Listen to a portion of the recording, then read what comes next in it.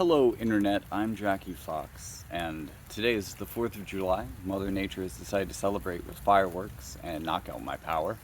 So, I figured I'd just make a quick video to get something off of my mind.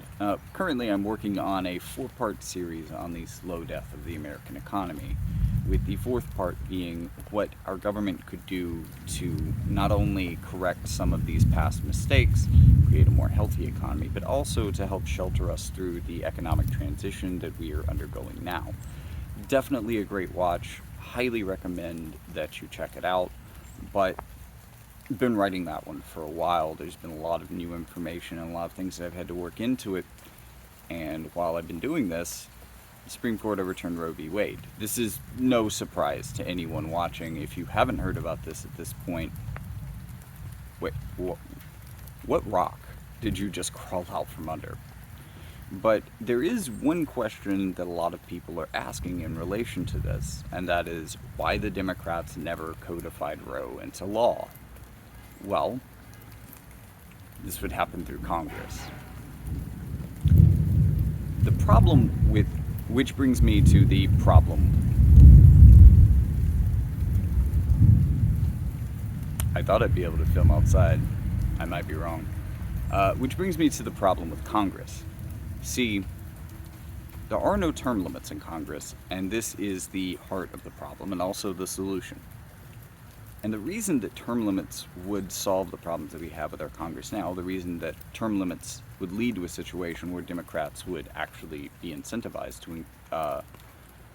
to codify Roe, is that basically there are a lot of things, there are a lot of political issues that parties like to campaign on. And the thing is, if you're trying to make a career in the Senate or in the House of Representatives, you want to be able to keep campaigning on your key issues your whole life, which means that you shouldn't solve them, not completely. You need to be needed. And, one could say that you could fix one problem and then move on to the next, and every campaign could be about fixing a different problem. That would be pretty functional, but that's not the way it works. Instead,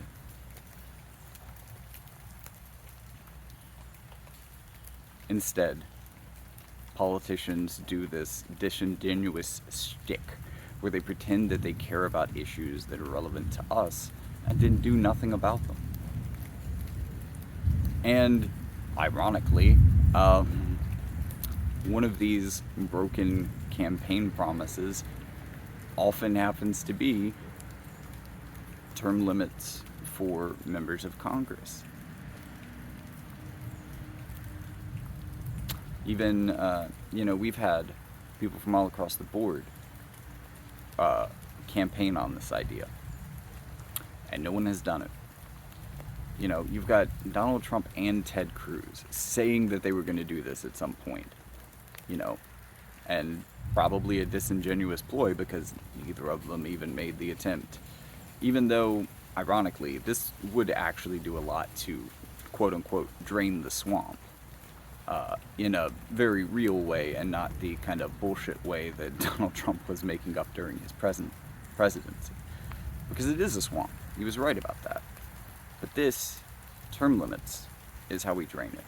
And it's how we actually encourage politicians to do something with their time in office instead of continuously putting off change until some later part of their career.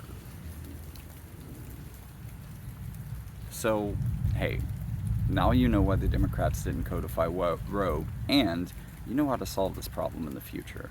We have to advocate for term limits for Congress, because do you think they're going to impose them on themselves? No, they have a cushy, good-paying job. They don't want to lose it.